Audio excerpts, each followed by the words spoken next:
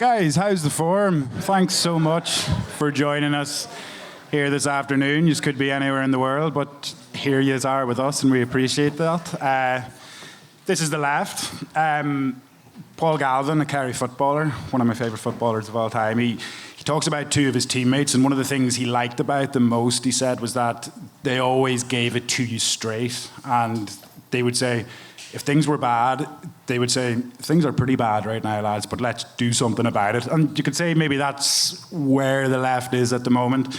The right is in government, it's in the streets, it's in the media. So we're here today with some great guests to talk about how the left can respond to the right. Both the right, the far right, the further right, reactionaries. Our first two guests are László Molnárfi, who is the president of the Students' Union over in Trinity.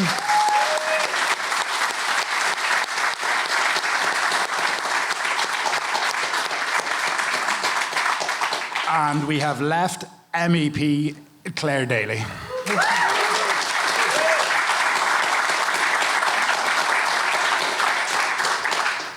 László, I'll come to you first. Some people would say that the history of the left is one of just losing. Others would say that it's a history of actually keeping at it and persisting. You and the people who you've been working with, your collective, you had that rare and beautiful thing, a victory for the left. How did you manage to do it, is the main question. Yeah, I mean, I have to say, the left doesn't win often. It is very true. And I think that, especially in the student movement, following the sort of defeat of the anti-austerity movement here in Ireland, the left has absolutely receded. The left has become weaker, especially as with the intensification of neoliberalism, we have seen our student unions, for example, co-opted, integrated as part of the system. And it is only now that we are seeing a resurgence of a more radical, more left-wing student movement. I think the state of the left, and I will focus more on the student movement because that is an area in which I have a lot of experience. When we look at the student movement, it has to be looked at in a historical context. And that is, in fact, let's say, the supposed victory of neoliberalism in our countries. It also has to be understood that in Ireland specifically, when we look at the student unions and the student movement, we have to look at it as part of one assemblage. So, for example, when people grow up here, the first interaction with politics that they have is the ISSU, which is the Irish Secondary Level Student Union. And that is a perfect example of liberal indoctrination. It is, it sort of creates a way, or it promotes a way of interacting with the authorities, which is non-confrontational, it's non-oppositional. It is the belief that within society, all you have to do is sit down with the authorities, that there is no class relations. You have to sit down with the authorities, interact with them, and then you get results. But we know that this isn't true. And then when people go from the ISSU to the student unions, and then from the student unions, they go to the USI, which is the sort of confederation of all student unions in the country. That approach was absolutely prevalent. Like the last time that we've seen a mass student movement was the early 2010s. That was a student movement in which the left proudly proclaimed its place in which the left tried to secure student union positions, and in fact, we've seen the radical actions that students took at the time. And after that, once the Department of Finance occupation, I think around the early 2010s, was complete, we've seen sort of a slow loss of that strength. And I think that now we are attempting to reclaim that space as the left. We are saying, we want to take over our student unions, bring back grassroots power to our student unions, which just means having an attitude in which, firstly, we use class analysis to understand how university management is. We use class analysis to understand what sort of ideology the government has, why the government acts the way it does, and then we build grassroots student power in order to sort of stand up to those right-wing forces. And I think that's what we've done at Trinity this year. We completely began to focus our language and our actions on people power. And so trying to, I suppose, grow confidence that yes, we can replace apathy by faith in collective action. And that is absolutely crucial for what we've done. And so what we've seen is at first, we had a few people participating in our campaigns. Look, our occupations and sit-ins and blockades at first did not have that many people. But then slowly and culminating in the Free Trinity encampment, I think we managed to, we're kind of getting through there to a situation where we might have a mass movement once again. And I think it is absolutely inspiring to see. We also focused a lot on material conditions, always focusing on rents, on cost of living, and then of course tying that sort of to an anti-capitalist analysis. And inevitably, our solidarity with Palestine also arose out of that. And then students are beginning to have a growth in political consciousness and anti-imperialist, anti-capitalist consciousness. And I think it's very important that the left takes positions in student unions, but also in trade unions. A lot of the criticism applied to student unions can also be applied to trade unions as well. And I think, in essence, I think it is a victory. I think that victory will be inspiring other students across the country. I mean, it is unprecedented to get a university to cut or to commit to cutting all ties with Israeli institutions. And hopefully it does lead to a situation where this sort of way of doing things becomes the institutionalized, it becomes the way in which we do things. So we'll see how that develops. Some of the stuff you're saying there will really worry David Quinn, who was writing about you in the Sunday Independent today. Apparently you're a radical. David Quinn is breaking. László Molnárfi is left-wing and he's a radical. He wants to take over student politics in Ireland. Both you guys, and I know, László, you've said in the past that student unions need to be radical or they'll die out. And I think that with both of you, if you can't believe, like I do, that part of the ruling class project is to depoliticize all around them. And in your case, I remember the presidents of my students' union who were basically club promoters. It was, your man like John O'Donoghue, his son, Mike Pat, he was my student union president, and it was just, come here, I'll see you, down on Harcourt Street tonight. Equally, Clare, we can see some of your counterparts in the European Parliament. I mean, Fine Gael spent 200 grand to elect Maria Walsh last time around, and she's been on something of a charm offensive in the establishment press, where she never really gives an idea of what her politics are. She's a depoliticized candidate, where she'll just talk about, we need strong, sensible candidates. We need law and order. And both of you are, I would say, inherently political. And I'm wondering, Clare, was there a moment, an event, a person, a book that actually made you political and politicized you? Yeah, he asked me this outside, and I said, oh my God, that's a really hard question. You're not supposed to give that away. And I've had about 20 minutes to think of the answer, and I still don't know what it is. Look, I can relate a lot to what László has said, because my political activism began in the student movement as well, and I think it's really important that we started in that, because historically students have always played a really important role in changing society. The old slogan goes, the tops of the trees move first, so that layer of sort of maybe which traditionally was more middle-class youth who had free time began to organise, and then, as we saw in Vietnam and that, others followed. So I suppose my political activism grew at a time listening to him when he was going on about 2010, and I'm going, oh my God, I was president of the Students' Union in 1988 and 89, so quite a bit away, but that was the time when we challenged the state over the abortion information, and students again took action which could have landed them in prison and so on, but the backdrop to that was the 1980s, and there were big campaigns against education cuts, against health cuts, and the people who tended to be in Students' Union were more of the left-wing activists. And it is the point of what László did in Trinity.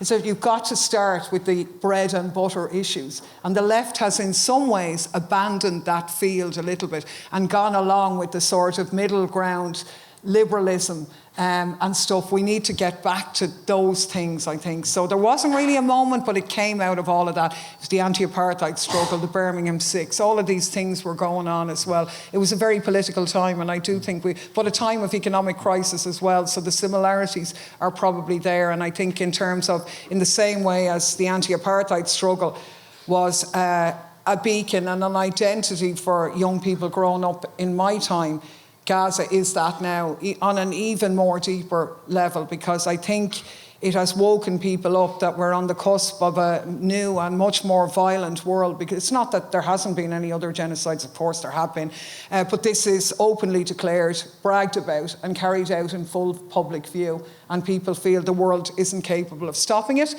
And if they get away with it, then all of the norms that existed since World War II, which never really applied to the big boys, but at least it kept some check, are gone. And we are in a serious situation. So I think there's no going back on that. That's why it's so important, the activity. And I would hope that the activity of our students in Trinity, it's obviously sparking other colleges, and internationally it's a beacon to all the young people as well, but that it would spark our trade unions as well into a bit of action, you know. And I should say it's across Europe, because that vacuous sort of beautiful face and beautiful empty sloganeering is generally the content of the European Parliament, for sure. And that gulf exists all over Europe. The work that myself and Mick Wallace have done, and the identity that we've established globally as voices of reason and peace and Euro-critical from a left-wing point of view.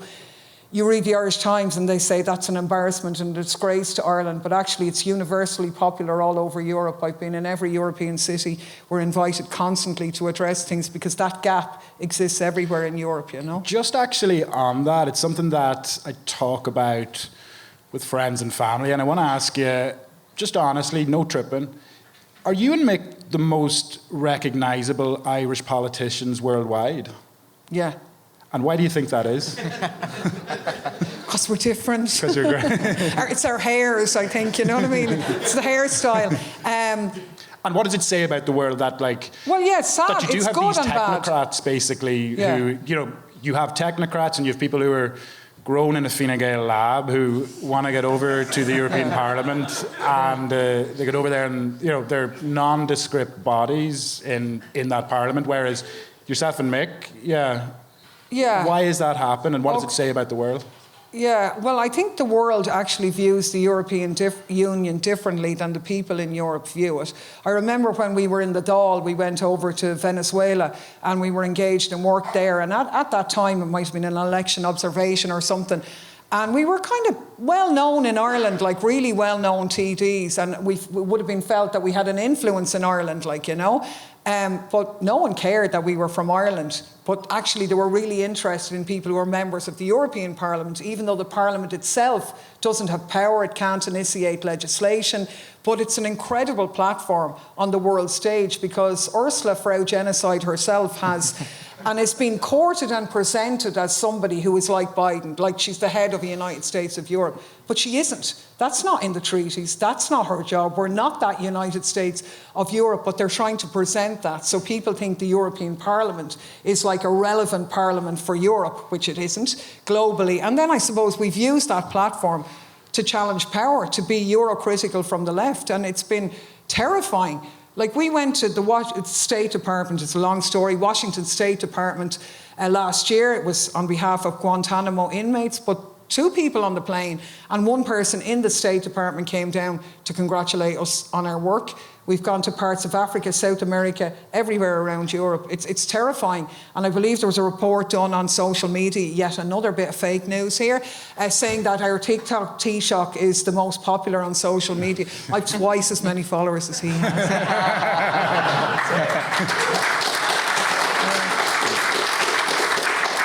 Somewhat related to that, you know, when you hear Liberals speak, both in the media and in our Parliament, something, since Brexit and since Trump, we keep hearing about polarization, and it's kind of taken as a given that this is a bad thing. Do you think that that is the case? And should we be afraid of polarization, or?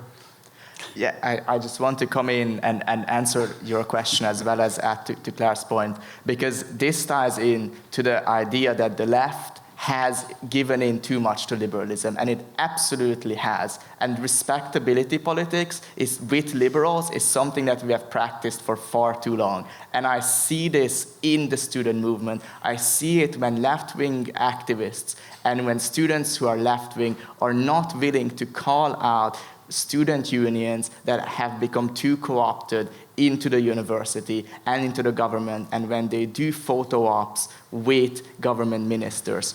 We must stop being respectable. We must proudly proclaim that we are socialists, we are on the left, and that we do want to politicize society, we do want to be political, and polarization is a necessary part of that. We must be polarized. Like, otherwise you will sort of descend to the lowest common denominator. You will simply adopt liberal practices, liberal language, and you won't achieve anything substantial to actually politically organize the left. And this has been something that in Trinity, actually, it has been widely debated within the student community, is our student union too radical? Is it too political? The idea that we represent everyone. Well, actually, if you want to organize the left, you can't represent everyone. That's the truth. And yes, it will become polarized. And we shouldn't simply give up the idea of politics for an imagined, magical, liberal unity amongst everyone. And that is why we need to oppose it when our student unions just organize events, or when our student unions just pose for photo ops with ministers. We must. Was somebody posing with Simon Harris, was there last week or the week before? It always happens. Yeah. It always happens, and there's an ideological hinterland behind all of that, and that must be called out. But the idea that you, by posing for a photo with a minister, you do accept a liberal reality in which there are no power relations, in which all you have to do to get change done is not mass movements, but it is merely a coffee or a tea with a minister.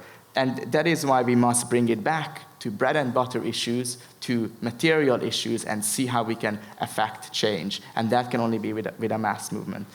To go back to, I think, off the top of my head, I would say like one of the last big wins for the left was the anti-water charges movement, which you look at that movement and there was a very easily identifiable course of action that you could implore people on the left to go and carry out, that they could go and not pay their water bills, right? And you could go out onto the streets and do that. There hasn't really been a movement like that since. But something that struck me about your successful campaign against Trinity was that, the college itself, it was founded to consolidate the British class system in Ireland, to consolidate Protestant supremacism. So it's a colonial institution. You've got this Book of Kells there, which was given to it by Bishop Henry Jones, a man who was central to the execution of Oliver Plunkett. It was never his to actually give. And then you have this college it's profiting off the back of that book to the tune of about 17 million euro a year. And when I saw your protest first actually occur, I thought, wow, this is amazing, this kind of intersection of colonialism, of capitalism, of old school industrial action. And I just want to ask, was that part of when you and your peers came together? Was that a happy coincidence, or did you apply all of these issues to what became your protest? Yeah, we absolutely did. All throughout the year, we were organizing, but we were also at the same time attempting to have a sort of political education to the students and sort of reveal the inner workings of Trinity, reveal how a university becomes neoliberalized, how what it cares about is essentially profit. and to sort of try to explain that it's not really up to the individuals within university management to, let's say, stop a rent increase or divest from Israel, but that an institution operates according to the profit motive under capitalist societies. So the blockade of the Book of Chaos was very successful when we got the rent freeze, and obviously it was successful. It was a successful tactic when it came to getting Trinity to divest from Israel, and it was very much calculated that if we did the blockade, it's going to be disruptive. It's going to put a stop to the flow of capital. That it wouldn't just be yet another protest that management can ignore. We can't just play by the rules. We can't just, have a protest that doesn't really disrupt. That, unfortunately, doesn't work. And that feeds into an ideology in which you don't look at structures, you don't look at class relations, you don't look at the role of profit within universities or in society in a broader sense. So that was absolutely calculated and part of the plan. And then Clare, away from then, I suppose, action like that, I was at your event in Dublin, was it a week or two ago, and Yanis Varoufakis, he had a line about the European Parliament I liked where he said that he called it a pan-European theatre of the absurd, and that's what he wanted to, that's how he would approach it, basically. Would you agree with that? And what is actually achieved in the Parliament itself, and what can it be used for by the left? Well, I suppose the best thing you could say about it is it's an international stage in which you can articulate an alternative view. You can call out those in power to their faces, but you can point to a strategy that ordinary people need to organise for themselves.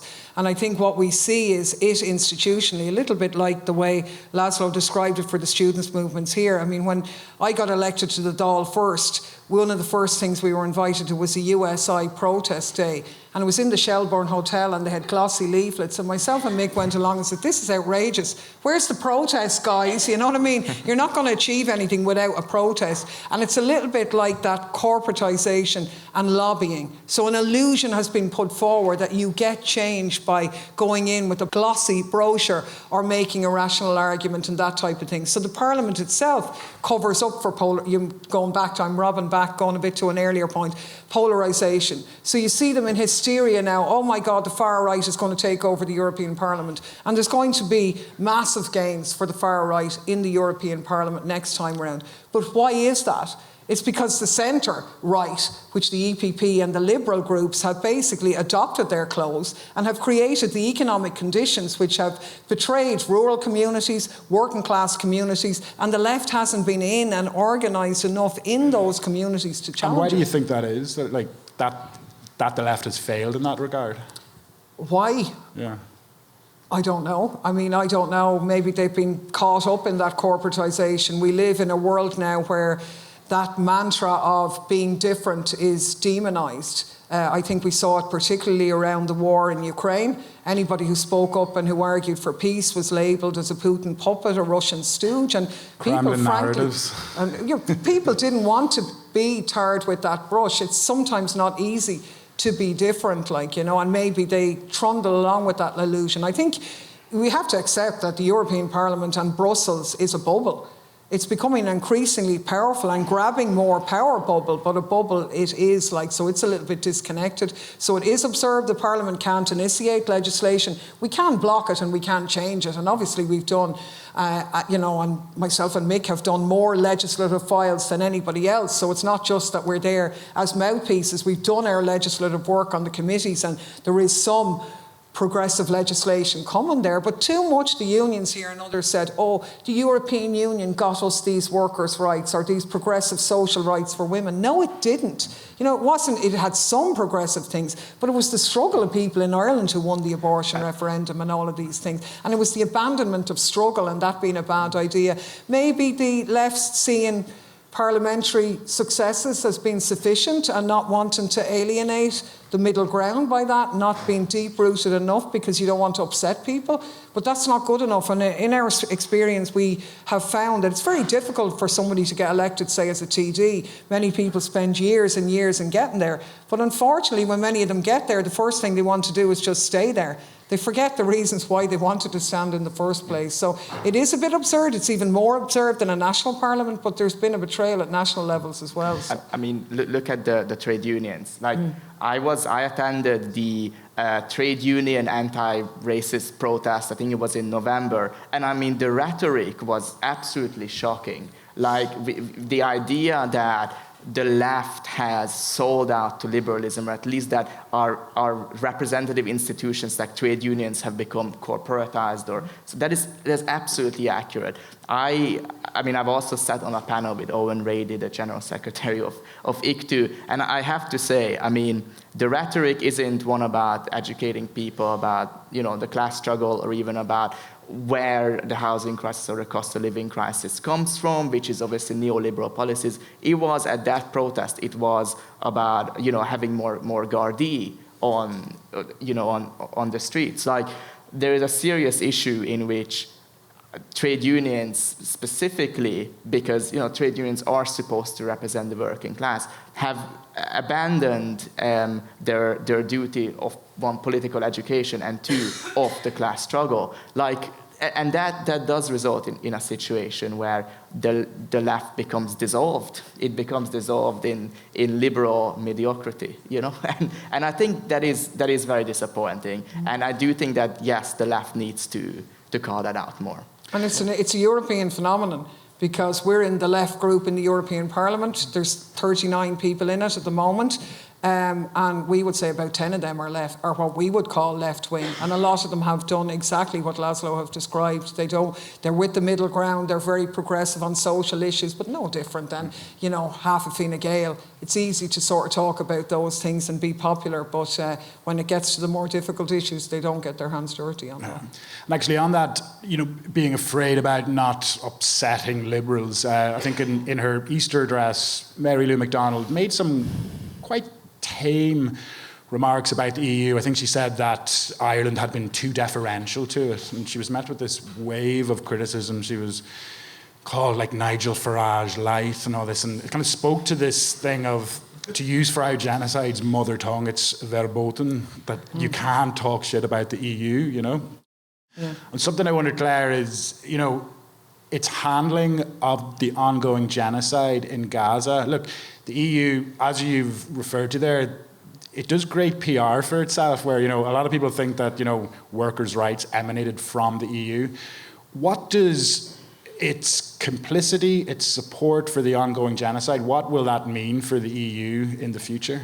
It's actually a watershed moment, because that sort of thing that happened to Mary Lou or whatever, there's a huge section in Irish society who are Europhiles. You know, they're overrepresented in the political classes, definitely in the media, and in sections of academia as well. And they think that anything European is automatically better than anything that comes from Ireland. And being Irish and being different is somehow shameful. So the idea that we would be neutral and different is a bad thing. And I think what happened around the war in Ukraine, they were always embarrassed that Irish people returned Euro-critical MEPs. They were devastated when the people of Ireland rejected Lisbon and Nice and all of that. Oh my God, the mortification. They had to go and explain to their European peers how infantile and silly the Irish public were. So they hated that strand. But actually, the people of Europe loved that. Like, there were Italians and Spanish and Greeks saying, go Ireland, you're the only ones who have a say in this.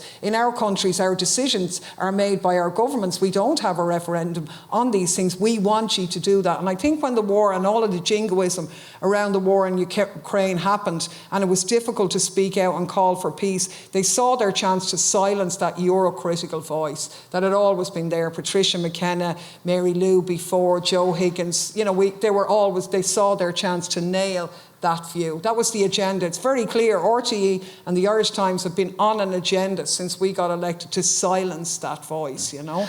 And actually on that, it's something I'm not sure about myself, where, you know, one of the events that would have politicised me would have been the US's war on terror. And, you know, as a teenager, I remember reading Michael Moore's books, and, you know, Michael Moore, for, you know, his possible shortcomings, you know, he was a strong anti-war voice, and he had a level of influence in the mainstream, you know, and he was booed off the stage, but he did win an Oscar. And what I wonder is it harder to be an anti-war voice now, given how anti-war voices are treated by establishment politicians, establishment media? What do you think about that? Yeah, and I forgot to answer your bit about Frau Genocide. I forgot that as well. She's been the best advertisement for the European Union in exposing it for exactly what it is, because she showed it in all of its horror, in all of its hypocrisy. And Gaza is a turning point in that, because people can see it for exactly what it is. When wars start, jingoism prevails. I mean, truth is the first casualty of war, we know that. But even in the Iraq and the Afghanistan war, while we know it was started on a lie, the weapons of mass destruction that were never there, there was still, even in that, a space that you could advocate an anti-war position. Maybe The Guardian would have a few. You would be engaged with on the arguments. But in the war in Ukraine, that was even different. You had to sign up with everybody else, or you were automatically a Putin puppet. So your anti-war opposition of explaining that, yes, you condemned the invasion, but you also recognised that NATO had a role in it, that you also recognised that sending war arms into a conflict zone only prolongs it, makes things worse. You might have an argument about that. Now, in this polarised world, we all have to be the same. And dissent has to be silenced, any different voices. And that's in part why you see some of the rise of the far right as well. Because in the name of defending democracy, so-called, the European Union is becoming increasingly authoritarian in terms of free speech, free assembly, and the right to have a different view. So is it hard? It's not as hard now. It was bloody hard, yeah, in the first year or two, frankly. But it's got less hard, and it was tolerable in those times, because ordinary people all across Europe were getting in contact with us saying, thank God you're there. Thank God someone is speaking out for decency and, you know, diplomacy and humanity. They feel lost. But obviously that's changed utterly now, because what we feared would happen in Ukraine has happened. It's utterly devastated now, and now because of Gaza, when an absolutely naked genocide is being enabled with the complicity of the European Union. It couldn't happen without them. They can't get enough of it. And yeah, it's a total turning point now for people, because they can see it. And we talked earlier about colonialism and these things, and now this is what the European Union is. This is what European values are. They're colonial values. And we're uniquely placed as Irish people in that club. We're a proud member of that club, a welcome member of the club.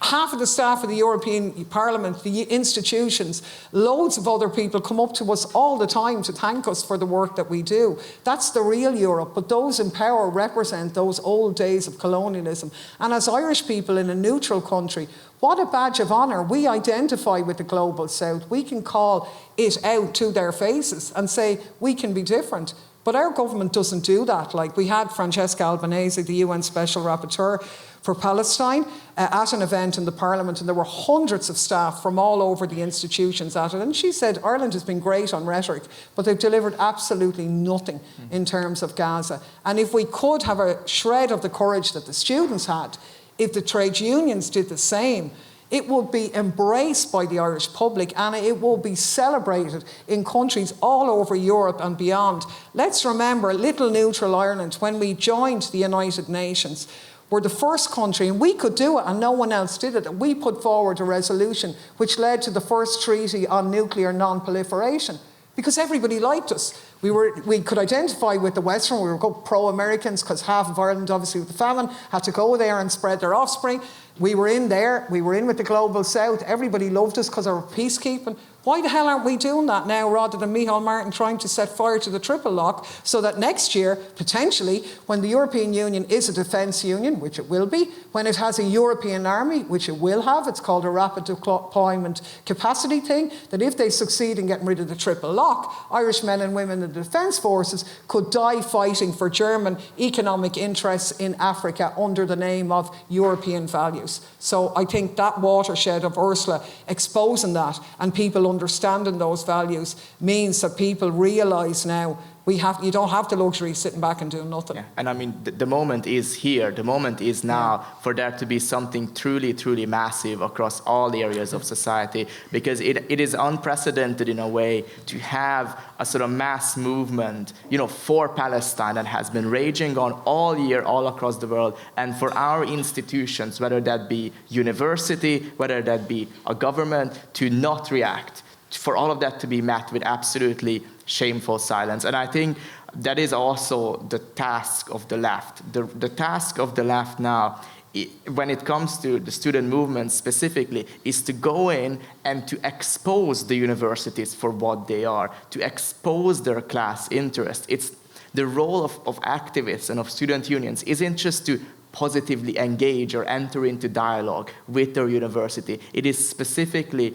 to make them drop their pretense of progressivism, reveal what lies beneath that. Because the truth is that the logic that is driving the Columbia administration in the US to call the police on its own students is the exact same logic that is driving university management in France, in Sciences Po, to call the police on its own students. It's the exact same logic that drove Trinity College Dublin to impose that €0.2 million fine on the students' union. It's the logic of capital. And while we have this moment, we need to seize it. We need to let everyone know, when it comes to campuses, this is what your university is doing, and this is part of a broader, capitalist structure. And so that's why, as you said, trade unions need to get on it. That's what I was going to. László made the point earlier that the unions need to follow the students' call, and that has been made. I know peace groups have written to the Irish Congress of Trade Unions and raised the prospect of